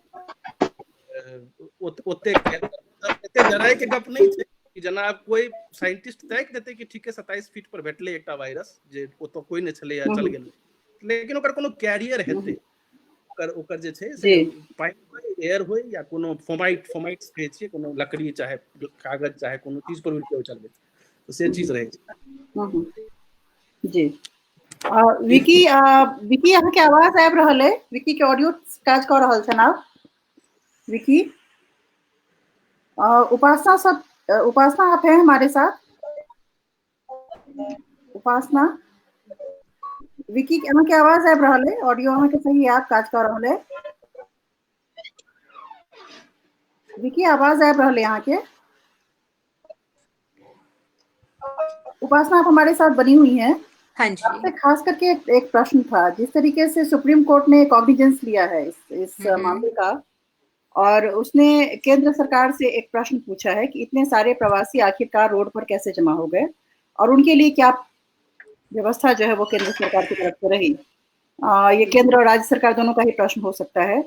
आप इसको जुडिशियल एक्टिविज्म मतलब क्या देखती हैं, जुडिशरी का इस महामारी में जो देखिए, इस समय हमें सबसे बड़ी एक चीज याद रखनी चाहिए कि ये इस टाइप का माहौल पहली बार है। मतलब 1918 के प्लेग के बाद हमने कभी, इन्फ्लुएंजा के बाद कभी हमें इस टाइप की चीजों को फेस नहीं करा, कभी भी किसी सरकार के सामने इस तरह का एक सिस्टम नहीं आया। 70 के दशक में इमरजेंसी लगाई गई थी, वो एक अलग माहौल था, पर वहाँ पे एक बीमारी, एक संक्रमण, इस तरह के प्रश्न नहीं थे। जानकारी आप उस इंसान को एक जानकारी, एक प्रिपरेशन के लिए आप किसी चीज को देते हैं। जब एक जनता को आप तैयार करते हैं कि आने वाले समय में आपको अर्थव्यवस्था के अंदर, स्वास्थ्य के लिए या शिक्षा के लिए, एक हर चीज के लिए आप तैयार करते हैं। एक स्कूल से शुरू करते हैं, कॉलेज तक ले जाते हैं, उच्च शिक्षा तक लेके जाते हैं। यहाँ पे वो समय किसी के पास नहीं था। मेडिकल, हमारे जितने भी अस्पताल हैं और बाकी जो भी कार्यकर्ता इस चीज में काम कर रहे हैं, उनके पास तक समय नहीं था। हम ये चीज जानते हैं। बार बार डिस्कशन होता रहा है एक N95 मास्क वगैरह को लेकर, पोल्यूशन को लेकर, पर किस तरीके से हम अलग अलग चीजों के कारण हम बीमार पड़ सकते हैं, प्रिपरेशन करनी चाहिए, लॉकडाउन क्या होते हैं कोई नहीं जानता था। सरकारों ने समय जैसे जैसे चीजें बढ़ती रही वैसे वैसे हमने चीजों को आगे बढ़ाया। कहीं कहीं मिस इन्फॉर्मेशन एक इंटरनेशनल लेवल, एक अंतर्राष्ट्रीय सतह पर भी था, जहाँ पे पहले कहा गया कि ये छूत से नहीं फैल रहा। जब WHO ने कह दिया कि नहीं फैल रहा, तो कुछ लोगों ने एक बैक सीट ले लिया, कुछ सरकारों ने ले लिया, क्योंकि एक चिंता का एक पहले चीज आई कि शायद चिंताजनक है, फिर आया कि शायद नहीं है। तो जहाँ जहाँ पे जैसे जैसे इन्फॉर्मेशन आती रही वैसे वैसे सरकारें काम करती रही। पर अब जब हम ये जानते हैं कि बहुत सारे लोग उन सारी चीजों के बाद भी, जिन लोगों को मालूम ही नहीं कि WHO कुछ होता है, या फिर एक कोरोना का एक ग्रुप बनाया गया है जिसकी एक पूरा जहाँ से मॉनिटर कर रहे हैं, उसके बारे में नहीं पता है, जहाँ पे सिर्फ ये बताया गया कि एक छूत की बीमारी फैल रही है और आपको अपने घरों में रहना है। वहां पर आप जब निकलने लगे तो आप खुद भी परेशान है, क्योंकि आप नहीं जानते, आप बचना भी चाहते हैं उस चीज से, आपके पास संसाधन भी नहीं है। तो जहाँ पे आप एक बिना किसी गलत मंतव्य के बाहर सड़क पर आ गए हैं, राइट, वो जिम्मेदारी ना आप नागरिक को दे सकते हैं, क्योंकि इसको जिसको जानकारी ही नहीं है उससे आप एक्सपेक्ट नहीं कर सकते कि वो लॉ को फॉलो करेगा। दूसरी तरफ सरकार रोक भी नहीं सकती, मतलब जब तक कि इस चीज की प्रिपरेशन पहले से नहीं करी गई वो नहीं कर सकते। मैं लीगल पर्सपेक्टिव को थोड़ा सा बढ़ा के बता रही हूँ। एक तरीके से हम जानते हैं सरकार के 3 ही अंग हैं। एक है जो कानून बनाता है, एक है जो उन चीजों को लागू करता है, और तीसरा है कि कुछ गलत ना हो गया हो उसके ऊपर कार्य करता है। अब सुप्रीम कोर्ट ने तो आगे पूछ लिया सरकार से कि आप ये किस तरीके से जमा हो गए, पर मुझे लगता है कि ये शायद एक गलत प्रश्न है इस समय के लिए। हमें ये सोचना चाहिए कि पहले से ये सिस्टम क्यों नहीं बने गए कि किस तरीके से इस टाइप के संदेश आगे पहुंचाए जाएंगे, किस तरीके से उन लोगों को जिन्हें बताया जाएगा कि आप नहीं जा रहे, आप जा नहीं सकते, तो आपके लिए और दूसरी सुविधाएं किस तरीके से उन तक पहुंचाई जाएंगी। कोशिश करी जा रही है हर जगह पे, मैं देख रही हूँ, पंचायतें कोशिश कर रही है, नागरिक कोशिश कर रहे हैं, RWS कोशिश कर रही है, राज्य सरकार, केंद्र सरकार, हर कोई कोशिश कर रहा है। उनकी शॉर्टकमिंग्स हैं, उनको भी लेसन्स लेने पड़ेंगे। उनको जो चीजें नहीं पता थी, या फिर जो उन्होंने समय रहते वुहान से नहीं सीखा, समय रहते इटली से नहीं सीखा, अमेरिका अभी भी नहीं सीख रहा है, बहुत ही खेदजनक है।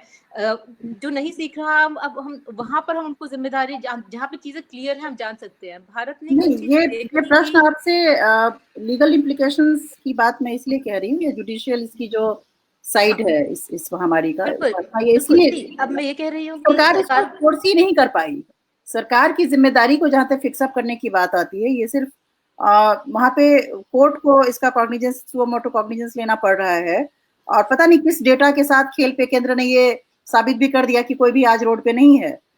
वैसे में खुद केंद्र सरकार के लिए वो एक पार्टी बन सकती है जिसपे बहुत बड़ा मेरे ख्याल से एक चार्ज है वो।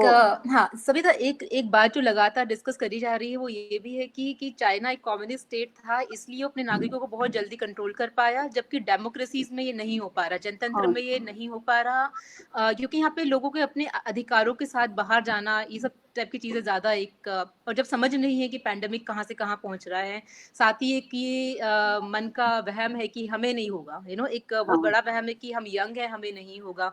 उनको होता है जो बीमार है, उनको होता है जो बुजुर्ग हैं, या फिर उनको होता है जो मतलब साफ सफाई में नहीं रहते, इस टाइप के, या हमारी इम्यूनिटी स्ट्रॉन्ग, इस टाइप के बहुत वहमों के साथ दुनिया काम कर रही है। तो मुझे पर्सनली लगता है कि इस समय के अंदर सरकार पुलिस को लगा सकती थी। 144 उन्होंने धारा लगा दी है हमारे क्रिमिनल प्रोसीजर कोड की, तो वहां पे पुलिस को आप डिप्लॉय कर सकते हो। अभी हमने कोई नेशनल इमरजेंसी डिक्लेयर नहीं करा है, ना हमने कहीं पे आर्मी रूल करा है, ना हमने डिप्लॉय करा है। जरूरत पड़ने पे मुझे लगता है आने वाले हफ्तों में अगर कंट्रोल से चीजें बाहर रहती है तो हो सकता है आर्मी नहीं तो मे बी सीआरपीएफ, सीआईएसएफ कई जो और हमारे फोर्सेज हैं उनको डिप्लॉय करने की जरूरत पड़ सकती है, राइट, कहीं ना कहीं। पर जहां तक आम आदमी को मुझे लगता है जो दिल्ली के अंदर जो भीड़ इकट्ठा हुई स्पेशली उसके बारे में, क्योंकि वो नेशनल न्यूज बना लगातार, वहां पर मुझे लगता है कि एक तो ये जो डर का माहौल है वो सबसे ज्यादा खतरनाक होता है, जहां पे आपको कहा गया कि आज आप जा सकते हैं, आज आपके लिए एक मौका है, नहीं जा पाएंगे तो आप बंद रह जाएंगे, लॉकडाउन बढ़ सकता है। बहुत खेदजनक कि बहुत पढ़े लिखे लोग भी अप्रैल फुल वो भेज रहे हैं, मैसेजेस भेज रहे हैं कह के कि लॉकडाउन बढ़ा दिया गया है कि हटा दिया गया है। ये सब चीजें नहीं होनी चाहिए। तो एक ऐसे माहौल के अंदर जहाँ पे हमारे पास, मतलब हम कहते हैं कि हम इंफॉर्मेशन टेक्नोलॉजी की एज में रहते हैं, एक समय है जहाँ पे समाचार कहीं भी पहुंच जाता है, पर जब तक जो समाचार को भेजने के लिए एक क्रमबद्ध शैली नहीं होगी, कम्युनिकेशन का एक स्ट्रक्चर नहीं होगा, तब तक ये चीजें प्रॉब्लम पहले भी थी। हम मतलब मैं वर्ल्ड वॉर 2 की बात करूं, पर्ल हार्बर का पूरा केस हम जानते हैं कि एक मिक्स कम्युनिकेशन के ऊपर यूएस ने वो पूरा एक गवाया था। उपासना, तो यही चीज आज भी है। हाँ उपासना, एक मिनट, जो आपका जो ऑब्जर्वेशन है कि कैसे प्रवासी हुआ, वहां से हम प्रश्न को ले चलते हैं।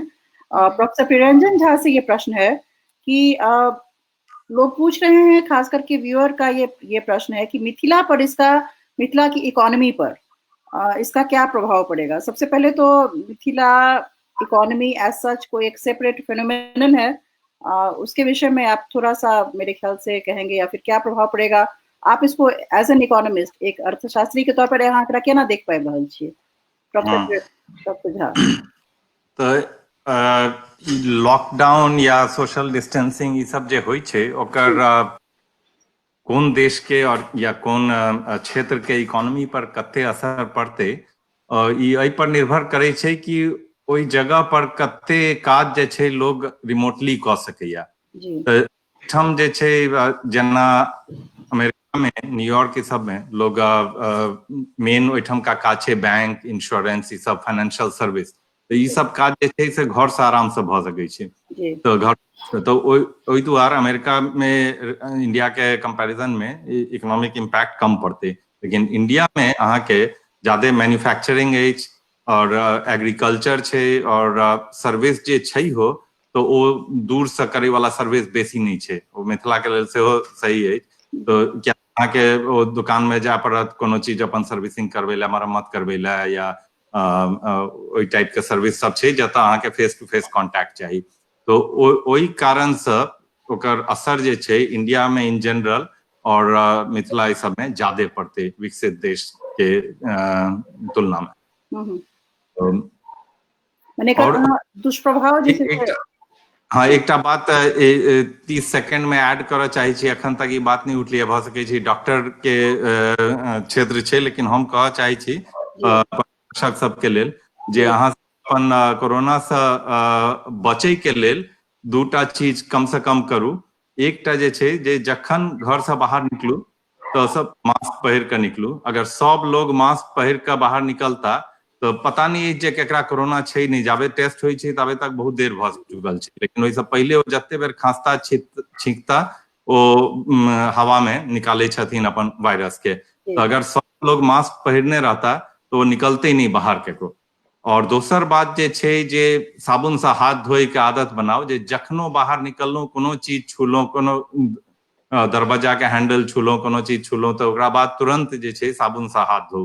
और अगर पॉकेट में हैंड सैनिटाइजर लऽ के बाहर चल सकै छी तो और बढ़िया, लेकिन वो पता नहीं भेट रहल अछि कि नहीं। तो ई जे छै एठम न्यूयॉर्क के एकटा बड़का हॉस्पिटल के आईसीयू के डॉक्टर अपन वीडियो पर ई सब छोट छोट चीज बतेलखिन, जे ई सब छोट छोट चीज केला से अहाँ एकर स्प्रेड जे छै बहुत कम क सकै छी कोरोना वायरस के। तो दर्शक के लेल हाँ बहुत नीक बात अपने जैसे है।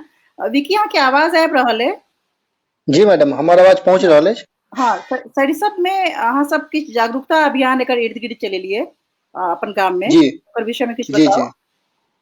मैडम ग्रामीण स्तर पर ई जे एते पैघ विकराल समस्या उत्पन्न भेल छल, ओहिमे सबसे बेसी जरूरत छलै तऽ ओ छलै जागरूकता अभियान के, कियाकि लोक बुझि नहि पाबि रहल छलै हन कि एहि समस्या में केना एकरा फेस करबाक छै, की करबाक छै, की नहि करबाक छै, केना रहबाक छै, एहि तरह के बेसी जानकारी नीचा स्तर के जे अनएजुकेटेड पर्सन सब छथिन हुनका सबके बहुत बेसी जानकारी नहीं छलै। नहीं भऽ रहल छलनि जी। 22 मार्च के हम सब पहिल एकटा जागरूकता रैली निकालै छियै।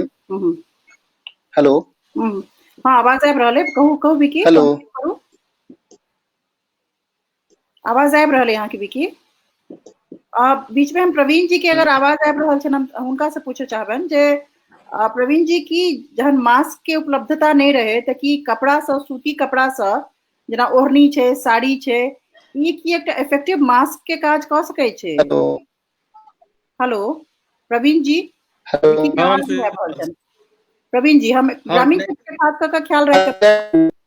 हाँ एहिमे हम कहब जे मास्क के खास कऽ के हमरा डॉक्टर सबके मास्क खत्म भऽ गेलै, एहिठाम स्टॉक खत्म भऽ गेलै। नॉर्वे में जे बहुत धनी देश छै तऽ भारत कहबे केलनि पुष्य मित्र की मास्क के डॉक्टर सबके नहीं भेट रहल छै, तऽ एहि समय में ई समस्या तऽ छै जे तखन हम सब आब कहि रहल छियै जनरल लोग के कि अहाँ सब मास्क रह दिया हमरा सब कम से कम, कियाकि हमर सबके कॉन्टैक्ट बेसी अछि, अहाँ सब घर में रहू। लेकिन यदि घर से निकलबाक अछि तखन जे छै से ठीके अहाँके किछु मने आब ओकर अहाँके वैज्ञानिक तर्क पर नहीं जाओ, लेकिन अहाँके जे नॉर्मल छींक छै से अहाँके गमछा दुआरे रुकि जायत, कने मोट गमछा दुआरे रुकि जायत, तऽ ओहिमे कोनो हानि नहीं छै। और जखन हमरा सबके कमे निकलबाक अछि तऽ ओ कने काल रोकिए रुकि जेतै अहाँके जे ड्रॉपलेट्स छै या जे किछु छै। ओना जिनका खांसी सर्दी छनि हम कहबनि जे बेसी नीक जे क्वारंटाइन भऽ के रही। और अच्छा घर से नहीं, लेकिन निकलता सूती साड़ी, गमछा और ओढ़नी जकरा कहै छै। हाँ एतऽ तऽ भऽ गेलै एना जे अहाँ कऽ लै छियै सेहो करी, ओहिमे कोनो दिक्कत नहीं छै। हमरा सबके प्रवृत्ति अछि जे छीकब तऽ हमसब अपन कने ओकरा बंद कऽ लेब, कियाकि एतऽ एकटा और समस्या इटली में जे बहुत मृत्यु भेलै है तऽ कोरोना से सब नहीं मरलै, कॉन्कोमिटेंट वायरस यानी आन सेहो ओकरा इन्फ्लुएंजा स्ट्रेन भेटलै है, तऽ अहाँके कोरोना तऽ बाद में हैत, पहिने से यदि अहाँके सर्दी खांसी कोनो आन चीज से अछि तहू से बचे के कोशिश करबाक अछि। तऽ ताहि दुआरे अहाँके ई एकटा नॉर्मल हाइजीन प्रैक्टिस छै जे अहाँ आँख से एना झाड़ि दै छियै, कतौ फेंक दै छियै से नहीं करबाक है, ओकरा अहाँके कंटेन करबाक अछि, तऽ से ठीके छै। तो मास्क एब्सेंस में साड़ी दुपट्टा या गमछा इस्तेमाल कर सकै छथिन, अपन इस्तेमाल कर सकै छथिन। भारत के स्थिति देखैत सहाय करैत, कियाकि भारत में मास्क अखन जरूरी छै डॉक्टर। मिथिला लेल खास कऽ के जे अपन के जे क्षेत्र है ओहिमे पुष्पमित्र भाई कहबे केलखिन हँ बहुत नीक आ बहुत बेसी पॉजिटिव एकटा अथी छै जे ओकर कोनो एखन तक पॉजिटिव केस नहीं पायल गेलैया। ताहि हिसाब से जे छै से ठीक छै, हालांकि जांच के सुविधा नहीं छै तऽ पॉजिटिव केस पायल केना जेतै सेहो अपने आप में एकटा जे छै से पजल छै। एकरा आर हम अपन सब गोटे के सबटा प्रश्न जे छै से नहीं लऽ पाबि रहल छी, बहुत सारा प्रश्न अहाँ सबके दर्शक सबके छनि और खास कऽ कऽ डॉक्टर साहब ला जे छै से बहुत रास प्रश्न रहन। प्रियरंजन बाबू जे छै से अपन प्रश्न जे छै से मिथिला के आर्थिक स्थिति पर जे छै से स्थिति स्पष्ट केलखिन, खास कऽ कऽ ई दूटा जे छै से महत्वपूर्ण प्रश्न रहे। आर कोनो प्रश्न जे छै से अहाँ सबके नहीं ओते सामने जे छै से आबि रहल है स्क्रीन पर। और अब हम जे छै से अपन सबटा पार्टिसिपेंट्स के जते हमर पैनल के विद्वान सब छलथि सबके जे छै से आभार व्यक्त करै छियनि। किछु अहाँ सब अपना तरफ से कहऽ चाहै छियै? हम सब आब हमरा लगैया जे शो के जे पहिल हमर सबके ब्रॉडकास्ट रहल, खास कऽ हम श्री अरविंद झा के अरविंद जी के बहुत बेसी जे छै से पूरा शो के कंसेप्चुलाइज करे में, एक तकनीकी पक्ष के और एकरा पुटअप करे में, खास कऽ ई संकट आ विपदा के समय छै, हमरा सबके अपन कम्युनिटी के एकटा एंगेजमेंट जे छै से एखन अपन आपस में हमरा सबके बातचीत करबाक चाही। हमर सबके रिसोर्स जतऽ जतऽ छथि, प्रवीण जी हमर सबके नॉर्वे में छथि, प्रियरंजन बाबू हमर सबके जे छै से अमेरिका में छथि, उपासना बाहर छथि हमर सबके, हम सब दिल्ली में छी, भाई जे छै पुष्पमित्र भाई जे छै से ग्राउंड पर छथि, सरिसब ग्राउंड, एक चेन क्रिएट कयल जाए, हम सब आपसी समुदाय के आपस के अंदर के विमर्श हम सब ठाढ़ कर सकी और सोल्यूशन के तरफ जे छै से एग्जिट पॉइंट के तरफ बढ़ि सकी। अंतिम प्रश्न जे छै से खास कऽ हमरा तरफ से जे छै से डॉक्टर प्रवीण से रहत, एकर एग्जिट कतऽ देख पाबि रहल छियै? बहुत पैघ गलतफहमी और अफवाह और ओकर सबके भूमिका छै जे शायद एकर अंत नहीं हेतै। नहीं, एकर अंत जे हेतै, अंत में विश्व निर्णय लेतै, कियाकि वायरस अहाँके लुप्त भऽ जेतै तेकर समस्या तेकर चांस नहीं छै। सार्सो अखन छैहे दुनिया में, स्वाइन फ्लू सेहो छैहे, तऽ ई वायरस रहत तखन हेतै कि जे अल्टीमेटली हम सब हारि जेबै, इकोनॉमिकली हारऽ लगबै, तऽ हम सब काज शुरू करबै विथ ऑल दीज प्रिकॉशंस जे हम सब लऽ रहल छियै, और से करैत काज शुरू करबै। और जेना हम सब डॉक्टर जेना केस टू केस मैनेजमेंट करै छै, जे कोनो बीमारी प्रेजेंट जखन करते, अस्पताल जखन एतै तखन ओकर इलाज हेतै। और हम एतुका यूरोप के प्लान छै, जखन ईस्टर के छुट्टी हेतै अगला हफ्ता, ईस्टर के छुट्टी के बाद से हम सब वापस जे लोग वर्क फ्रॉम होम नहीं कऽ सकै छै, जेना मैन्युफैक्चरिंग इंडस्ट्री या जेना डॉक्टर छथि या ई सब गोटा काज पर वापस धीरे धीरे कऽ के रोटेशन में अता। ई महाराष्ट्र में शुरू केने रहथि उद्धव ठाकरे कि कम लोग के ड्यूटी, एक दिन रोटेशन में ड्यूटी, से सब केनाइ स्टार्ट करते। वायरस खत्म होय वाला नहीं है, वायरस लुप्त होय वाला नहीं है, ओकर संक्रमण घट सकैया से मने एकर एग्जिट पॉइंट में जे छै से समाज और अर्थव्यवस्था अपन जे छै से ओन मैकेनिज्म डेवलप करते। ई वायरस जे छै से जाय वाला नहीं छै, कहियो एहन कोनो दिन नहीं हेतै जे वायरस खत्म भऽ गेलै, ई डिक्लेरेशन नहीं हेतै। जी, वैक्सीन बनि जेतै, भऽ सकै प्रोटेक्शन हमरा सबके किछु भेटै, लेकिन वैक्सीनो से बेसी हम कहलहुँ जेना 98% इम्यूनिटी से फाइट कऽ रहल छै, तऽ बेसी बढ़िया से। तो वैक्सीन और दवाई के जे छै से चर्चा जे छै से बहुत पैघ छै। हमरा सब संगे किछु इम्यूनोलॉजिस्ट जे छै से एहि विषय पर जे जुड़ऽ चाहे छथि। हम सब लगातार जे छै से मथी मचान पर एहि तरह के वार्ता, एहि तरह के जानकारी या एकर की निदान छै, उपाय की छै, कतऽ जा रहल छै, एग्जिट पॉइंट कतऽ रहतै, एहि पर फेर जे छै से हम सब जुड़ब। काल्हि नवमी है, नवरात्र के नवमी है, आइ अष्टमी है, अपन सब बहुत प्रशस्त बहुत पावन दिन अछि आइ। काल्हि जे छै से हम सब किछु प्रश्न के लऽ कऽ फेर जे छै से किछु चेष्टा करब हम सब जे मिथिला के जे बहुत पैघ प्रशस्त जे पुण्य स्थली सब छै, ओतऽ से किछु लाइव प्रसारण आनि सके चेष्टा करब। अगर सब किछु ठीक रहल तऽ लॉकडाउन के वजह से सारा किछु असंभव लागि रहल छै। खास कऽ कऽ इम्यूनोलॉजिस्ट ने आर जे प्रवास विज्ञान के जे प्रवासी जे किछु विद्वान सब छथि, हुनका सब सने हम सब फेर वार्ता लऽ के आयब। अहाँ सबके सहयोग, अहाँ सबके उत्सुकता और अहाँ सबके प्रतिक्रिया जे छै से बहुत साहस दैए। हम अपन सब पैनलिस्ट के जे छै से बहुत बहुत आभार व्यक्त करै छियनि। अहाँ सब गोटे के बहुत बहुत आभार जे दर्शक छी, जे देख रहल छी, जे जुड़ल छी, जे अपन प्रतिक्रिया देलहुँ। और आगाँ के लेल, आगाँ के बातचीत के लेल, आगाँ के शो में अहाँ सब जुड़ि सकी हमरा सब संगे विभिन्न अलग अलग विषय पर। कोरोना तखन एकटा विषय छै जे पर आर विस्तृत रूप से जे छै से हम सब देखलिए जे आइ एक दिन के 1 घंटा के अथी काफी नहीं रहले, प्रश्न काफी छै, बिंदु काफी छै। ए पर फेर से जे छै हम सब गप करब। अपन नाम जे छै अहाँ सब पैनल में अपन विशेषज्ञता के संग जे छै से maithiliMachan@gmail.com पर या फिर 987198 स्क्रॉल कर रहल नंबर 7471 पर जे छै से परिचय संग पठा सकै छी। हम सब बारी बारी से चेष्टा करब जे अहाँ सब गोटे के हम सब जे छै से अपन पैनल में जे छै से आनि सकी। एकर संग जे छै से हम अपन सब पैनलिस्ट के पुनः पुनः धन्यवाद ज्ञापन करैत, अपन दर्शक सबके धन्यवाद ज्ञापन करैत जे छै से अरविंद जी के खास कऽ बहुत पैघ एकटा प्रयास के लेल आ बहुत अब अहाँ सब कहब जे सफल रहलन, असफल रहलन। एकर प्रतिक्रिया जे छै से अहाँ सब देब, फीडबैक अपन देब जे केहन लागल अहाँ सब। हम सब फेर उपस्थित है, फेर आयब, फेर जुड़ब। सब गोटे के बहुत बहुत धन्यवाद, प्रणाम, एखन अतबे।